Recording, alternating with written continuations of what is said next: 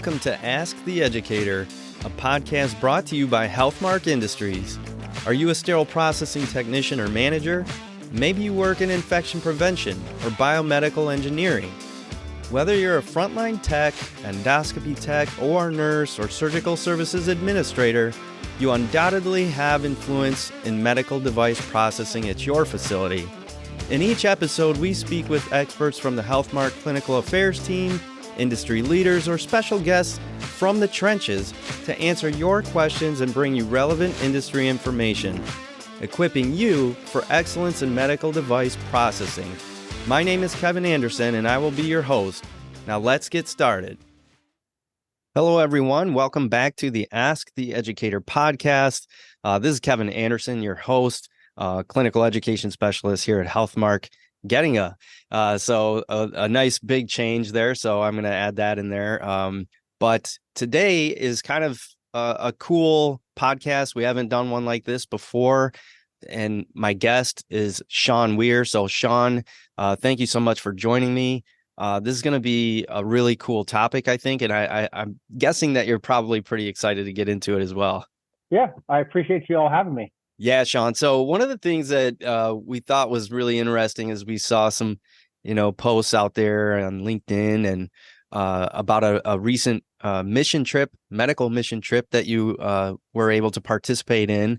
And just if you would, just kind of give us some of the basic information about it, like, hey, where'd you go?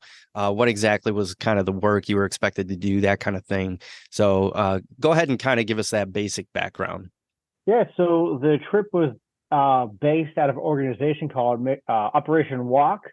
There are like 7 different states and regions that do this walk or this mission trip, and they go to different third world countries or areas and they perform surgery. The 2 that I have gone on were based out of Pittsburgh and Florida.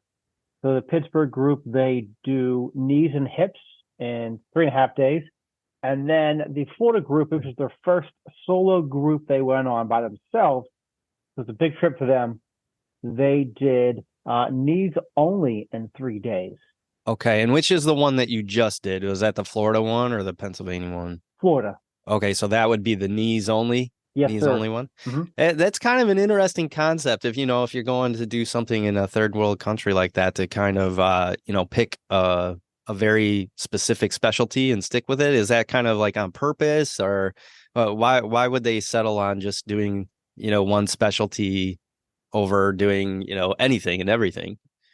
Actually, it's unique. The hospital that they base their procedures out of is all mission trips. So for every week of the year, that hospital, they do some in-house procedures for the locals, but the majority of the cases are strictly mission trip based.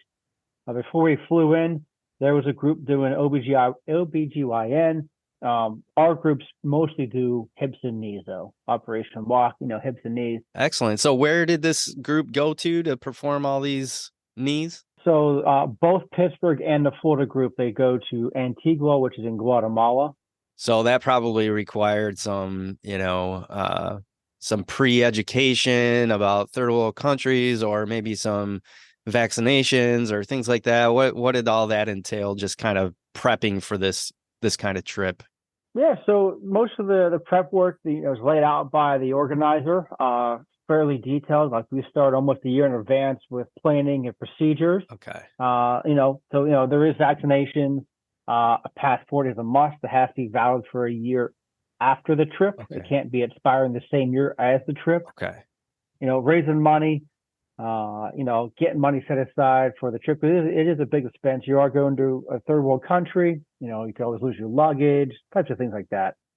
Your specific role on this trip was what exactly? Is it all just sterile processing related activities, or was there kind of additional things because there was less people, or how did that work exactly? So in this role, this will be my 3rd mission trip I've gone on with Operation Walk.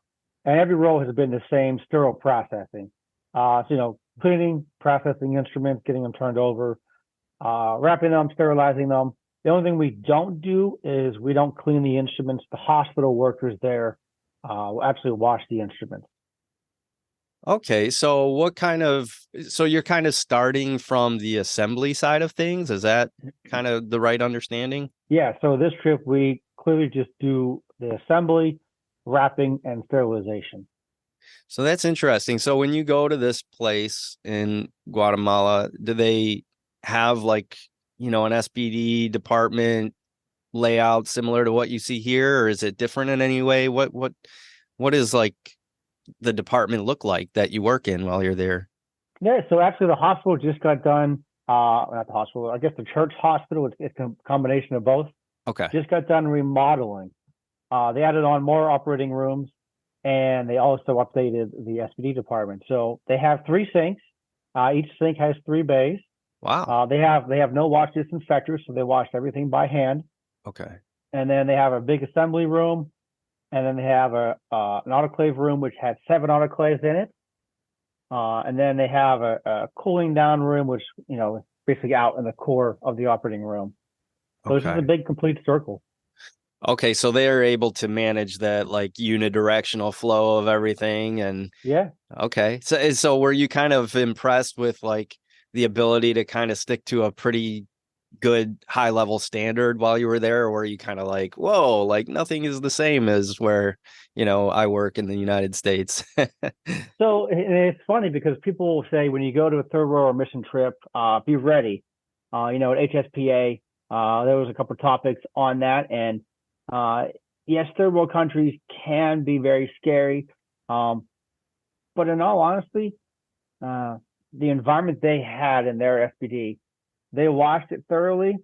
Yeah, it wasn't hot water because again, you're in a third world country; they can't get that hot water. Yep. You don't have wash disinfectors. You wear gloves all the time. But yeah, I mean, the level of care that the workers provide to us is top notch. If it's dirty, you say it to them, and they wash it again, no questions asked. They don't care. Yeah. And what was your kind of experience working with the native, the native people in the hospital there? You say that they were the ones who kind of did the cleaning. How was that sort of teamwork dynamic? Was it like, was there a language barrier? Or did you guys kind of easily understand each other? Did you work well together, that kind of thing? I love that conversation because they don't speak any English Okay. besides no good. No good. That's all they have. No good. Um, and that's fine because you could say no good when something was dirty. Okay. Um, but this is my third trip, like I said, and I've learned some Spanish over the years because Okay. I wanted to learn their language. It helps us communicate. Sure. Now you have the technology, Google Translate, but hold up the phone, they can read it and all that good stuff. But it's still not professional. Um, some of the workers do speak English, Yeah. but I asked the question, and they do want to learn it in English, and they said they have no desire to learn English because they already know and speak nine other languages, Oh my which goodness. was which was crazy to me. This again, the trip I had recently, it was amazing because the workers and I communicated. We bonded more than we had in the past, and I was able to relate to them and become close to them as friends and family. That's pretty impressive, especially considering the language barrier. And, I wonder, it's a hard job already here in the United States, but I'm guessing in the third world country situation, they're probably not getting paid very well there either, right? And the living conditions probably are less than what we hold in regard. But do you see the same sort of bickering and sort of the hierarchy where people look down on them or anything like that? I'm curious to know what the sort of culture is within that hospital, being that you have two communities kind of meshing together. You know what I mean? So it's a simple answer on that, honestly. Their average income a day is 2Q. So that equals about $14 to American per day. So they live with the means that they have to, and that's it. And I love visiting that kind of area because um one, it's just an overall better feel for what you're going into and what you're living every day for a week or 10 days while you're down there. Um, but they have cell phones. Yeah. But they don't live lavishly like we do up here in the States, which is a nice to see and understand. Hey, you can live that way. But again, Yeah. two $14 a day. That's it's not a lot, especially for us. But I Yeah, mean, that's right. the cohesion between the two teams, it all depends on the people. I like to network. I like to have fun. And if Sure. you know me by now, that's what I bring to the table when I go to any place to work at. And Yeah. they just love having me there. It's all fun. I know they make fun of me in Spanish. I'm okay with that because just as much as they're making fun of me, I'm making fun of them back in English. Yeah, yeah, yeah. Well, and clearly there's a rapport being established there, and you guys can, work together and have fun all at the same time, and work, towards a common goal, which is getting all those knee replacements done. So speaking of, like, how many surgeries are you guys able to accomplish while you're there, or per day, or however you want to look at it? So the most for the Florida trip we did, I want to say 38, no, 48. One of the two numbers. I would say 38. New knees in 3 days. So the most we did in In one day 3 days. in 3 days. That's pretty darn good. Oh my Yeah. goodness. Yeah. So the most we did in one day was 16. And we only have 8 setups. So there is no room for error. So you have four, four, and then by the time the second case is done, the first setup is coming out of the autoclave. So they're taking hot instruments. Again, learning curve. The Pittsburgh group just came back, I think 2 weeks ago, and they did close to 80 new joints in 3.5 days. Oh my goodness gracious. Um, so, and that's hips and knees, bilateral, and they also started doing dental work down there too for the Pittsburgh group. So they bring a dentist or a dentist down. They do procedures down there too. So they're doing that on top of the hips and knees. Yeah, which I'm sure dental, even though they're smaller trays of instruments, the volume is probably super high. They're probably Yeah. constantly going through instruments all day long. If they're doing that many total knees in a day, I can only imagine how many, dental procedures they do in a day. Oh my goodness. So the fact that I found out this year is there's 5,000 patients in Guatemala that need new knees, and there's a Okay. 5-year wait list to get your knee replaced by a mission trip.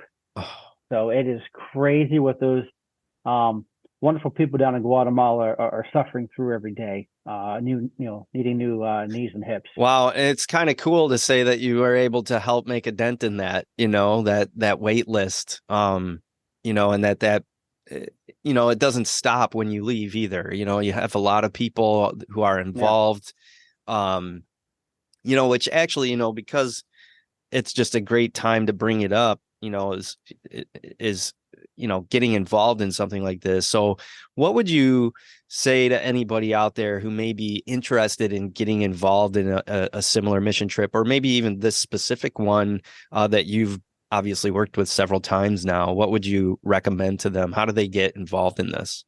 reach out to your chief surgeons and say, is there any mission trips that you're a part of or you know of? Because more likely there Mm, are many mission trips in your area that go on you might not know about. Or they can always reach out to me and I can reach out to some organizations that I know do mission trips and see if there's one in that area, or maybe we can help start one back up in your state. I would love to see more mission trips happening.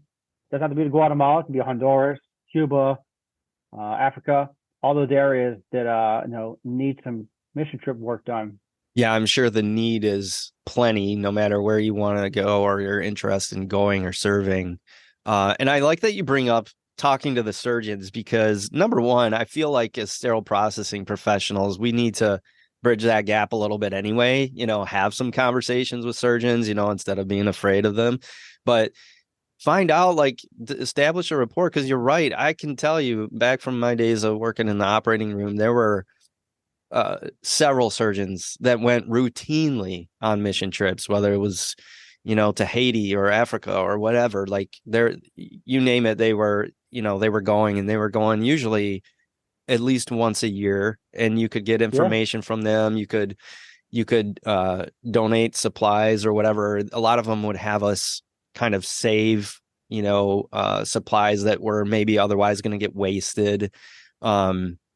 That kind of thing. So I think that's a great idea. Just, even if they couldn't do the one that you're a part of, talk to the people in your own facility, and see what they're doing and see how you can get involved with them. Yep. Yeah. So do you see, like, with these kind of trips, is there in the way of assistance from, like, vendors or the docs themselves, or who pitches in to make this kind of work happen? So as far as the trip goes, it's mostly based by donations and running events to hold and raise money for those trips. Okay.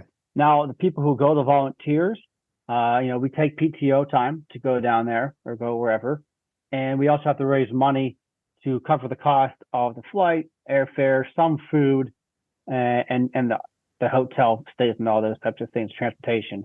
Okay. And that's the biggest thing. It's quite a decent amount of money that has to be raised every year, plus the spending money if you want to eat out extra, past the free meals, if they have free meals. Right. It probably depends on whatever trip you're going on.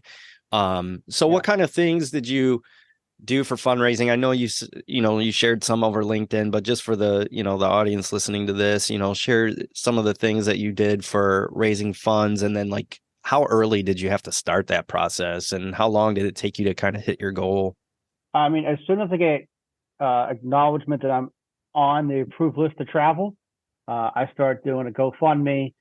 I'll hit up obviously my friends and family, and I'll go into social media and put it out there. Sure. Try and do some events to help kind of apply some things towards my expense. But the biggest thing I've ever had was social media was LinkedIn. I do the funny thing with my beard. I'm known as Mhm. one of the SPD workers with a big old beard. Yeah. And I raise the money. If I make the mark, I shave my beard completely off. And I honestly Yep. can't stand a beardless face. But this is my family, but it's a good time and it's for a good cause. And honestly, the money that I raise above and beyond, I actually give back to the workers of the hospital. So cool. So cool. So at the end of the month, end of the trip, whatever cash I have left over from the trip that I raised, I will give out to the hospital workers. Mm. Because that amount of money, $7 to them, or $7 of ours equals $1 to them. So that's a lot of money we can provide back to the workers. And again, for us, what's $20, $40 for them? It Right. can make a difference for that month or that time frame that they need the money for. Sure. No, you make a great point. Our money goes a lot longer there than it does here, so it makes a substantial difference, and that's great. That's a great way to, kind of use whatever extra funds you might have that you had raised and didn't use. So that's pretty cool. I'm sure that they have a pretty nice reaction to that when when you're getting ready to leave. Yeah, and obviously They I don't say took. no good, right? No Yeah, good. they don't say no good. I took two out to celebrate with a drink after work one day, and it was an honor to me to be able to provide for them for obviously a drink, but then to give them some cash as, hey, thank you for the hard work that you did this week. It's just truly amazing to see the reaction, and they don't want it, but you slide it in their pocket or put it in their coat jacket, and you disappear, and they're going to find the money. But it's nice. It's funny that they even then, in their situation, making much less, that they still have a hard time receiving gifts like that. And you know, it shows the character there, which is pretty awesome. So one of the things, what are the things that was kind of like the biggest takeaway for you from the last trip that you just came back from? I'm sure that you probably learned something new, or something hits you differently each and every time. But what about this last one? What was the big thing that kind of shook you or stood out to you, or what have you? So again, it's the relationship I created on this trip with the workers. A couple of things stood out. I found out that every hospital worker in that hospital is a nurse. Okay. So they're all nurses, and they rotate their assignment every 3 weeks. They work in the same assignment, and then they rotate amongst the entire hospital. Got you. Really cool.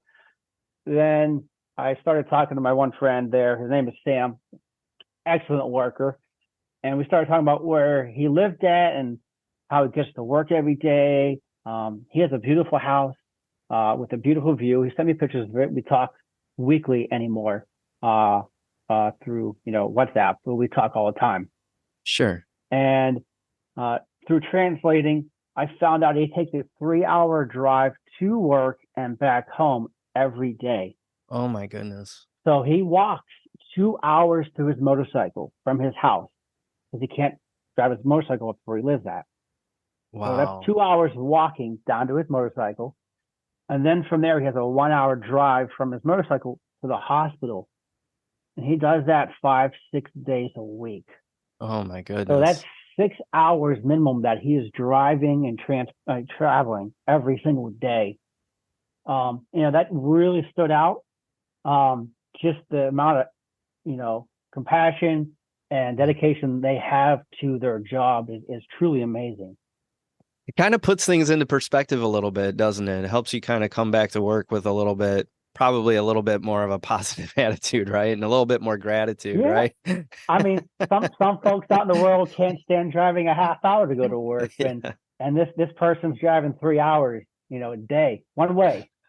That's 6 hours. Yeah, that's incredible and speaks tremendously to the character of these people. And, it sounds like you made a pretty darn good friend there, which is awesome. Yeah. And I love that is kind of the thing that stands out is the relationships built, because I think that is clearly one of the most important things you could ever do, no matter where you're at, whether it's a mission trip in Guatemala or, in your SPD at, that you work in every single day. So just to kind of finish everything up and tie a bow on this one, what would you have to say to anyone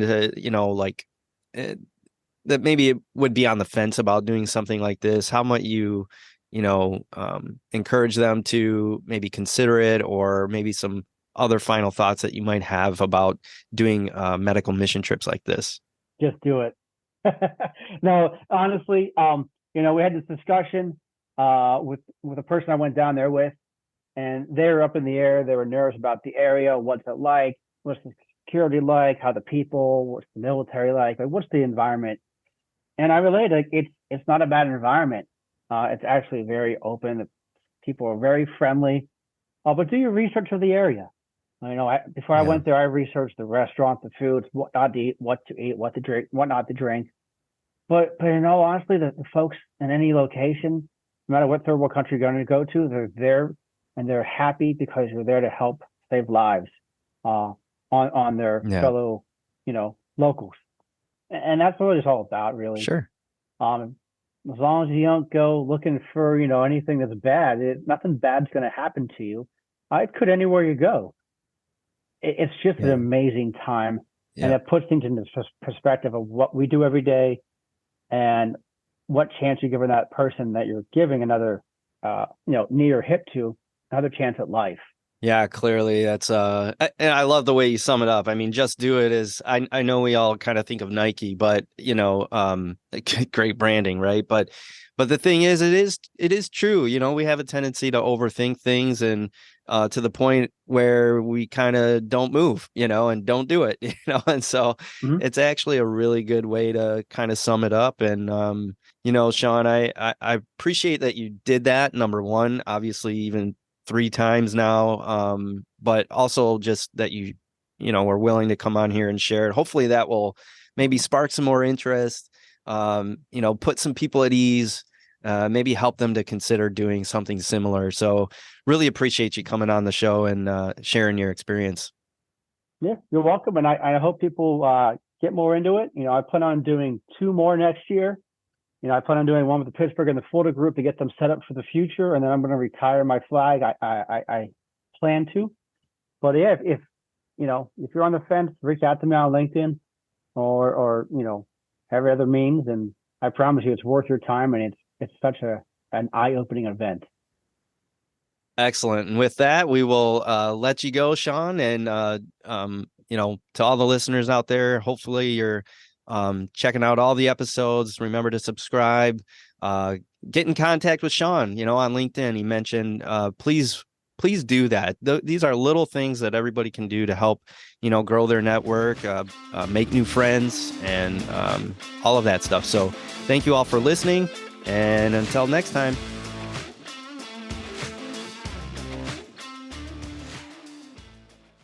All opinions expressed on this show are those of the presenters. Before using any medical device, it is important to review the device manufacturer's instructions for use.